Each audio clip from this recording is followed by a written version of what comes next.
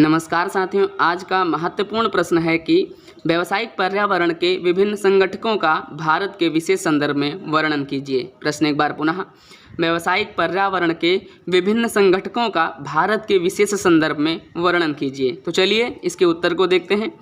व्यावसायिक पर्यावरण का क्षेत्र अत्यंत विशाल एवं जटिल है। अध्ययन के दृष्टिकोण से इसे दो प्रमुख भागों में बांटा गया है ना। व्यावसायिक पर्यावरण के दो भाग हैं, एक है आंतरिक पर्यावरण, दूसरा है बाह्य पर्यावरण। ठीक, अब इसको हम पढ़ने से पहले में से एक उदाहरण के द्वारा इसे समझने का प्रयास करते हैं थोड़ा सा, फिर आगे इस पर आते हैं। यानी मान लो आपसे कहा जाए कि आपको एक व्यवसाय खोलना है। ठीक, जब आपसे यह बात कही जाएगी तब आपके मन में पहला विचार उठेगा कि व्यवसाय के लिए सबसे अच्छी और उपयुक्त जगह कौन सी है ना। जहाँ पर परिवहन, बैंकिंग, बीमा, भंडारण आदि की सुविधा हो सके, अच्छा वातावरण मिल सके, पानी की उपलब्धता आसानी से हो सके, है ना, भौतिक संसाधन आसानी से वहाँ पर आ जाएं, श्रम आसानी से उपलब्ध हो सके, भूमि ठीक ठाक वहाँ की हो, कच्चा माल की आपूर्ति जो होनी चाहिए वो आसानी से हो सके आदि। ये सारी चीज़ें जब आसानी से एक जगह पर, मतलब जहाँ आप सोच रहे हैं वहाँ उपलब्ध हो जाएँ, तो आप ऐसी जगह पर व्यवसाय करना जो है पसंद करेंगे। ठीक है, मान लो अब आपका व्यवसाय अच्छे से चलने लगा। ठीक, जब आप चलने लगा है तो चलिए अब उत्तर पर आते हैं। ठीक है, तो उत्तर इस प्रकार है, मतलब व्यावसायिक पर्यावरण के दो प्रकार हैं। पहला है आंतरिक पर्यावरण, मतलब व्यवसाय के अंदर की जो सारी बातें होती हैं उसे व्यवसायिक की जो अंदर की बातें होंगी उनको आंतरिक पर्यावरण कहेंगे। और दूसरा होता है बाह्य, जिन पर इन्हें दो भागों में बांटा गया, सूक्ष्म पर्यावरण और व्यापक पर्यावरण। सूक्ष्म पर्यावरण पे क्या होता है कि व्यवसाय का पूरा नियंत्रण होता है। व्यवसायकर्ता यानी प्रबंधक का, संचालक का, जो व्यवसाय का चला रहा है, उसका संचालन कर रहा है, वो आसानी से उन पर नियंत्रण पा सकता है। लेकिन व्यापक पर्यावरण में जो चीज़ें होती हैं उन पर किसी का भी बस नहीं होता है। ठीक है, वो बाहरी शक्तियों के द्वारा क्रियान्वित होती हैं यानी चलाई जाती हैं। तो अब हम बात करते हैं आंतरिक पर्यावरण के बारे में। ठीक, आंतरिक पर्यावरण में निम्न चीज़ें आती हैं। व्यवसाय का मूल्य आता है, व्यवसाय का उद्देश्य आता है, प्रबंध संचालन, मतलब कि व्यवसाय की संरचना, इसका संचालन किस प्रकार हो रहा है, भौतिक संसाधन आते हैं, श्रम एवं प्रबंध, कार्य का वातावरण आता है, संप्रेषण प्रणाली आदि आते हैं। तो चलिए बारी बारी से इनको समझने का प्रयास करते हैं बहुत आसान भाषा में। ठीक है, सबसे पहले कि व्यवसाय का आंतरिक पर्यावरण क्या है, तो इसका आशय व्यवसाय की परिधि में नियोजन से नियंत्रण तक की समस्त क्रियाओं से होता है। ठीक है, जिसको नियोजन से नियंत्रण तक की सारी क्रियाएं समझ में ना आ रही हो तो डिस्क्रिप्शन में वीडियो का लिंक है, जाकर एक बार देखिए। बहुत ही सरल आम बोलचाल की भाषा में आपको लिखकर समझाने का प्रयास किया है हमने। ठीक है, जब आप उसको देखेंगे तो आपको सारी चीज़ें आसानी से, यह प्रश्न जो है बहुत आराम से आप कर लेंगे। आपको परीक्षा में लिखने के लिए अच्छा कंटेंट मिल जाएगा। तो ठीक है, फिर हम आगे ये मानकर चलते हैं कि आप ज़रूर इस वीडियो को देखेंगे जाके एक बार। तो चलिए, व्यवसाय का आंतरिक पर्यावरण, इसका आशय व्यवसाय की परिधि में नियोजन से नियंत्रण तक की समस्त क्रियाओं से होता है। इसके प्रमुख घटक निम्नलिखित हैं। पहला है व्यवसाय का मूल्य, यानी व्यवसाय के आंतरिक वातावरण में व्यवसायिक मूल्य महत्वपूर्ण भूमिका निभाते हैं। व्यवसाय का मूल्य निश्चित होता है। व्यवसायिक मूल्य में व्यवसाय की रूढ़िवादी विचारधारा होती है, नई विचारधारा तथा आधुनिक विचारधाराएं शामिल होती हैं। कहने का मतलब यह है कि रूढ़िवादी विचारधारा का मतलब होता है कि बहुत पुरानी परंपरा जो चली आ रही हो। देखा है कि नहीं कभी कभी, जैसे गांव में क्या होता है, लघु उद्योग, कुटीर उद्योग जो होते हैं, वो लोग क्या करते हैं कि वो अभी भी उसी तकनीक पर होते हैं जो पुराने समय में उनके घर के लोग या कर रहे होंगे, वही उन्हीं परंपराओं को ढालते चलाते चले आते हैं। ठीक, और जबकि वर्तमान समय में इतनी ज़्यादा उन्नति हो चुकी है, नई नई मशीनें आ चुकी हैं, उनका वे लोग प्रयोग नहीं करते। तो ना प्रयोग करने के कारण क्या होता है, ऐसे उद्योग धंधे, कुटीर उद्योग जो धंधे होते हैं वो बंद हो जाते हैं, क्योंकि उनको जो है उतना लाभ ही नहीं मिल पाता और ना उतना ज़्यादा अच्छा प्रोडक्ट बन पाता है। इसलिए जो विचारधारा होती है वह बहुत महत्वपूर्ण भूमिका निभाती है व्यवसाय के मूल्य को स्थापित करने में, इसको बढ़ाने में, है ना। तो इसलिए नई विचारधारा में क्या होता है कि नई विचारधारा में होता है कि समयानुसार नई नई जैसे मशीनें आई हैं, नई नई कोई इन्वेंशन आविष्कार हुआ, तो उससे क्या होता है, वो लोग क्या करते हैं, व्यवसाय के संचालक करता उसको तुरंत अपने व्यवसाय में अपना लेते हैं। इससे क्या होता है, व्यवसाय का मूल्य बढ़ता है। ठीक है, अब आगे देखते हैं नेक्स्ट पॉइंट को। दूसरा पॉइंट है व्यवसाय का उद्देश्य। उद्देश्य के द्वारा भविष्य में किए जाने वाले कार्यों का स्वरूप निर्धारित होता है और लक्ष्यों के द्वारा व्यावसायिक गतिविधियों में एकता स्थापित होती है। ठीक, उद्देश्य का मतलब क्या होता है? जब आप व्यवसाय का निर्माण करेंगे, स्थापित करेंगे, तो आप एक उद्देश्य को लेके चलेंगे ना, कि वर्ष के अंत में हमको इतना मतलब प्राप्त कर लेना है, यह परिणाम आना चाहिए। तो वे परिणाम को प्राप्त करने के लिए आप क्या करेंगे? व्यवसाय के अंदर जो सारी गतिविधियां हैं उनमें जो है सामंजस्य स्थापित करेंगे, जिससे व्यवसाय के अंत में मतलब अंतिम वर्षों में व्यवसाय के क्या है कि उसका अच्छा परिणाम देखने को मिले। ठीक है, उसके बाद है तीसरा पॉइंट, प्रबंध संरचना। प्रबंध संरचना में क्या होता है कि प्रबंध संरचना के बिना व्यवसाय का संचालन सुचारू रूप से नहीं हो सकता। संचालक मंडल व्यावसायिक निर्णयों के द्वारा संगठन को संचालित करने में महत्वपूर्ण भूमिका निभाते हैं। ठीक है, चौथा पॉइंट, भौतिक संसाधन। यदि संस्था में पर्याप्त मात्रा में भौतिक संसाधन तथा तकनीकी उपलब्ध है तो संगठन के लक्ष्यों को प्राप्त करने में आसानी होती है। यानी जो भौतिक संसाधन जो व्यवसाय के उद्देश्य को पूरा करने में, लक्ष्य को पूरा करने में सहायता प्रदान करें, वो संसाधन अगर व्यवसाय में उपस्थित हैं तो इससे क्या होगा? व्यवसाय उन लक्ष्यों को पूरा करने में आसानी होगी। इसलिए आंतरिक पर्यावरण को भौतिक संसाधनों तथा तकनीकों को ध्यान में रखते हुए लक्ष्यों का निर्धारण करना चाहिए कि हमारे पास ऐसे ऐसे संसाधन हैं, तो इस अनुसार से हम एक लक्ष्य बनाना चाहिए कि हाँ, इन उपलब्ध संसाधनों के अनुसार हम इतना साल के आखिरी में हम इतना रेवेन्यू जनरेट कर लेंगे, है ना, इतना हम अपना कार्य पूरा कर लेंगे, है ना, अपने उद्देश्यों को, अपने लक्ष्यों को इतने हद तक पूरा कर सकते हैं, तो उसी हिसाब से उनको निर्धारित करना चाहिए। अब बात करते हैं पाँचवें पॉइंट की, यानी श्रम तथा प्रबंध की। यदि संगठन में श्रम व प्रबंध कुशल है तो संगठनात्मक लक्ष्यों को प्राप्त करने में आसानी होती है। यानी व्यवसाय के अंदर जो कार्य कर रहे कर्मचारी और अधिकारी हैं, अगर वो अपने अपने क्षेत्र में कुशल हैं तो इससे क्या होगा? संगठन के लक्ष्यों को प्राप्त करने में आसानी होगी, क्योंकि वे जानते हैं कि अपने काम को किस तरीके से करेंगे, है ना, उनको तरीका पता है, कार्य करने का जो सबसे अच्छा तरीका है उनको पता है, जिसके परिणाम स्वरूप व्यावसायिक सफलता आसानी से प्राप्त हो जाती है तथा व्यवसाय जो है निरंतर प्रगति पर बढ़ता रहता है। क्योंकि वो लोगों को सबसे ज़्यादा व्यवसाय की सफलता इसी बात पर निर्भर करती है कि उसके अंदर काम करने वाले कर्मचारी और अधिकारी कैसे हैं, उनकी कुशलता क्या है ना, उनके अंदर कितनी योग्यता है किसी कार्य को करने की। अगर वो अच्छी योग्यता रखते हैं किसी कार्य को करने की, इससे व्यवसाय की सफलता को बहुत हद तक प्राप्त किया जा सकता है और उसमें विकास किया जा सकता है। ठीक है, छठा पॉइंट, कार्य का वातावरण। यदि कार्य का वातावरण अच्छा एवं संतोषजनक है तो संगठनात्मक उद्देश्य प्राप्त करने में आसानी होती है। ठीक है, इसके विपरीत कार्य का वातावरण संतोषजनक नहीं है तो संगठन के लक्ष्यों को प्राप्त करने में कठिनाई होती है तथा व्यवसाय के विकास में अनेक बाधाएं आती हैं। कैसे? देखो, अगर व्यवसाय के अंदर कार्य कर रहे कर्मचारी अधिकारी जो विभिन्न पदों पर कार्यरत हैं, उनके अंदर अगर एक दूसरे के प्रति जो है एक दूसरे के अंदर जो सम्मान की भावना नहीं होगी तो क्या होगा? सम्मान की भावना नहीं होगी और एक सब लोग जो हैं एक साथ मिलकर अगर कार्य नहीं करेंगे, इससे व्यवसाय को नुकसान होगा। अगर सभी लोग जो हैं एक दूसरे का सम्मान करेंगे, एक दूसरे के पद का, उसके कार्य का जो है महत्वता देंगे, उसको इम्पोर्टेंस देंगे, उसको समझकर, तो इससे क्या होगा? व्यवसाय जो है अच्छा विकास करेगा, उसकी अच्छी उन्नति होगी और लाभ भी अच्छा प्राप्त होगा। अगर ये सब नहीं होगा तो व्यवसाय को विकास करने में अनेक बाधाएं आती हैं। ठीक, आगे बढ़ते हैं। अब बात करते हैं संप्रेषण प्रणाली में।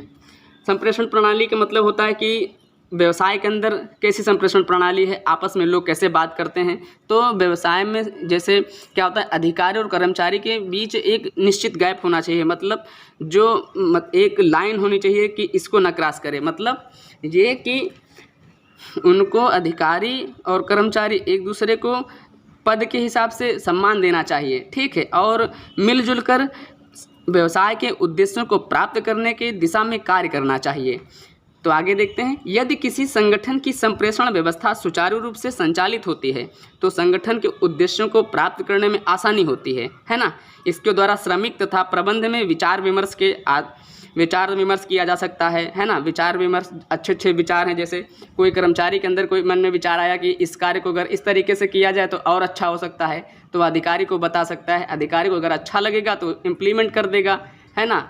तो इन दोनों में जो होना चाहिए, एक बिल्कुल समन्वय की भावना होनी चाहिए। ऐसा नहीं कि वो अधिकारी है तो वो किसी की बात ही नहीं सुनेगा, ऐसा नहीं होना चाहिए। ठीक, अब हम बात करते हैं नेक्स्ट पॉइंट की, यानी व्यवसाय का बाह्य पर्यावरण। व्यवसाय का बाह्य पर्यावरण मतलब व्यवसाय के बाह्य पर्यावरण के अंतर्गत बाह्य परिस्थितियाँ, घटकों तथा शक्तियों आदि को शामिल किया जाता है। इसलिए व्यावसायिक निर्णय करते समय इन घटकों पर विशेष ध्यान देना चाहिए। व्यवसाय पर्यावरण के अंतर्गत निम्नलिखित को शामिल किया जाता है। दो चीज़ें होती हैं, सूक्ष्म पर्यावरण और बाह्य पर्यावरण। तो सूक्ष्म पर्यावरण में कौन सी चीज़ें आती हैं? सूक्ष्म पर्यावरण में वे चीज़ें आती हैं जिन पर व्यवसाय के प्रबंधक का या व्यवसाय के संचालककर्ता का उन पर पूरा अधिकार होता है, कंट्रोल होता है। वो उनको नियंत्रित कर सकते हैं, जैसे चाहें उस दिशा में उनको मोड़ सकते हैं। ठीक, यानी सूक्ष्म पर्यावरण के अंतर्गत लिए गए निर्णयों का प्रभाव व्यवसाय पर प्रत्यक्ष पड़ता है, क्योंकि जो प्रबंधक या व्यवसायिक संचालककर्ता होगा, जो निर्णय लेगा, उसका प्रत्यक्ष प्रभाव पड़ेगा व्यवसाय पर, है ना, क्योंकि वो उसी के अनुसार सभी लोग कार्य करेंगे। किसी व्यवसाय के नज़दीक दिखाई पड़ने वाले घटकों को इनके अंतर्गत सम्मिलित किया जाता है। जैसे पहला है कच्चे माल की आपूर्ति। कच्चे माल की आपूर्ति में क्या होता है? अगर व्यवसाय सही जगह पर स्थापित है, कच्चे माल की आपूर्ति निर्बाध गति से लगातार होती रहेगी तो क्या होगा? इससे व्यवसाय को कच्चा माल लगातार मिलता रहेगा, तो आसानी से व्यवसाय जो है का उत्पादन होता रहेगा, है ना।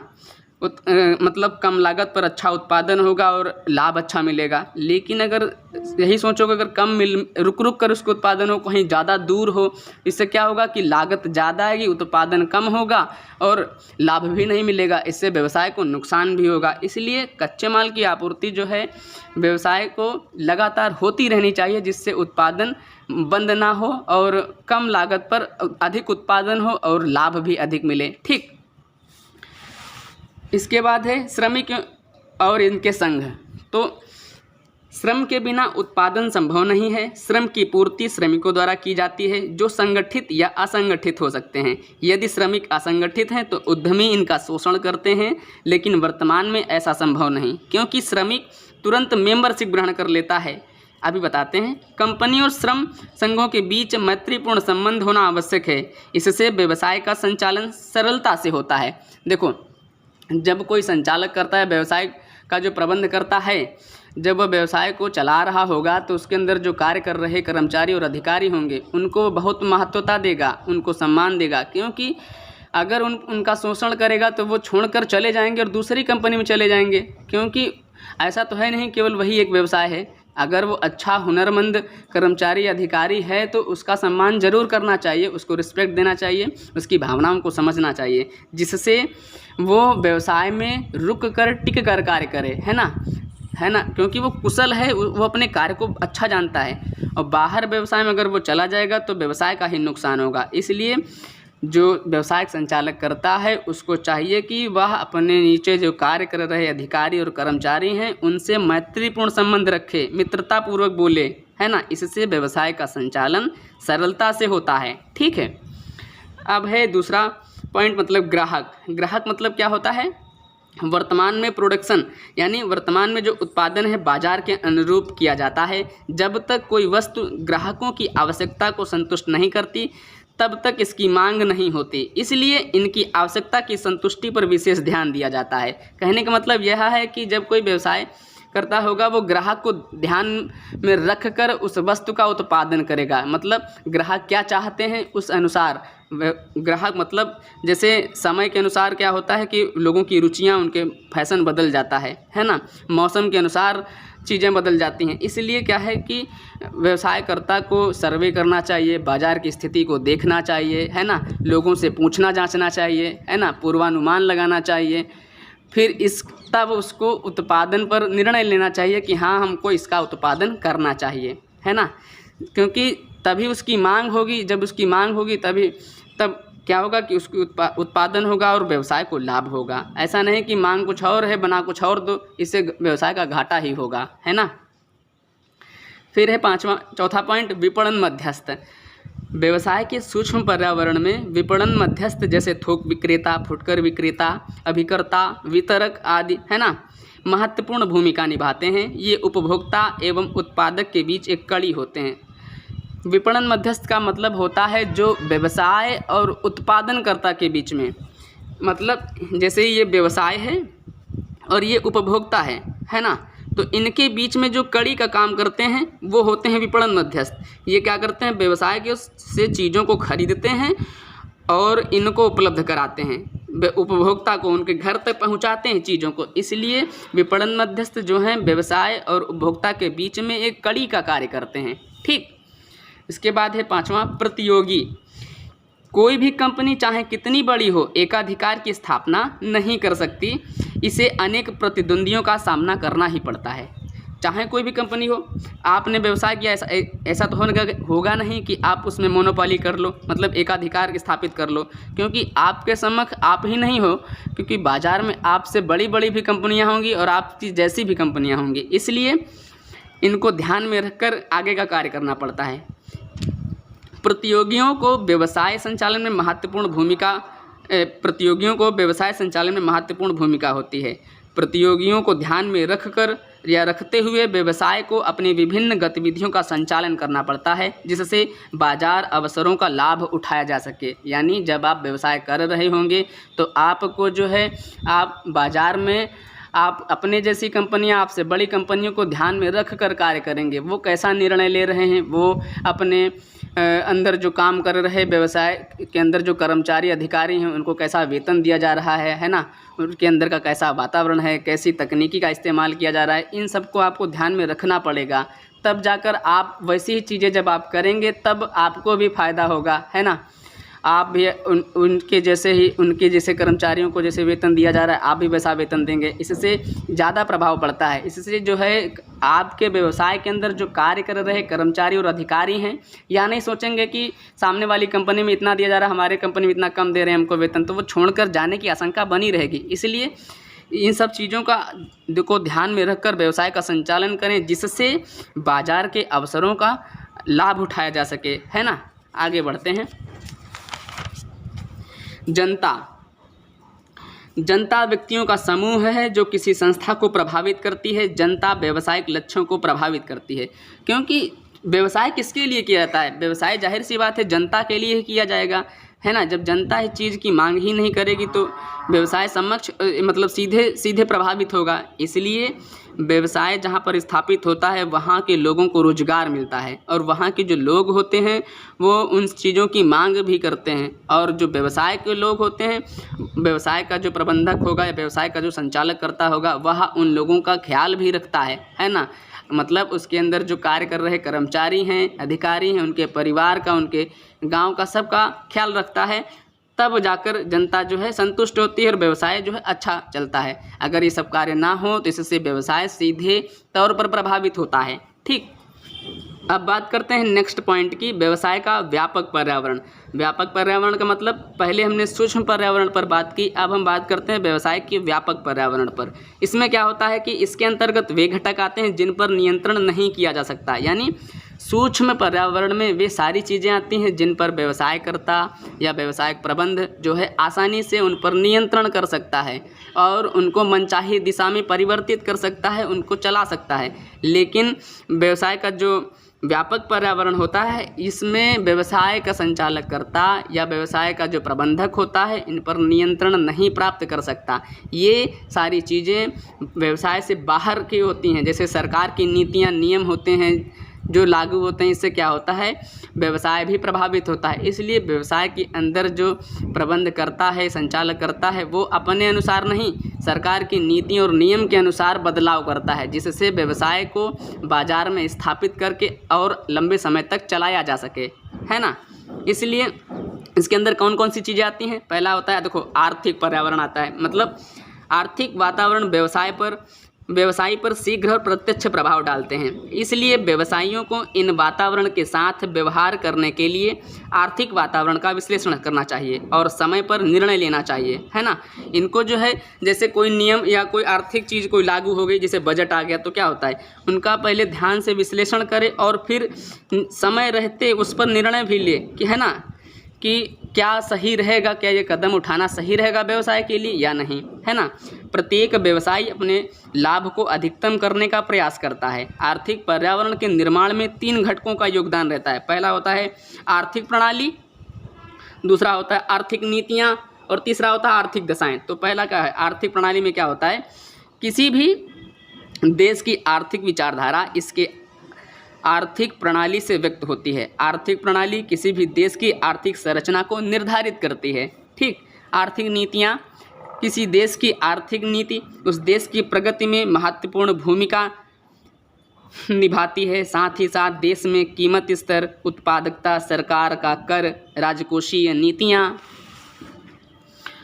है ना, सरकार का कर, राजकोषीय नीतियाँ भी महत्वपूर्ण रूप से व्यवसायिक क्रियाओं को प्रभावित करती हैं। अब बात करते हैं आखिरी, यानी आर्थिक दशाएं। आर्थिक दशाओं में क्या होता है कि किसी भी देश की आर्थिक दशा को उसकी आर्थिक प्रगति और आर्थिक संभावनाओं का आधार माना जाता है। सरकार आर्थिक दशा के अनुसार नियोजन एवं विकास के कार्यक्रमों का निर्धारण करती है। ठीक है, आज के लिए इतना ही, धन्यवाद।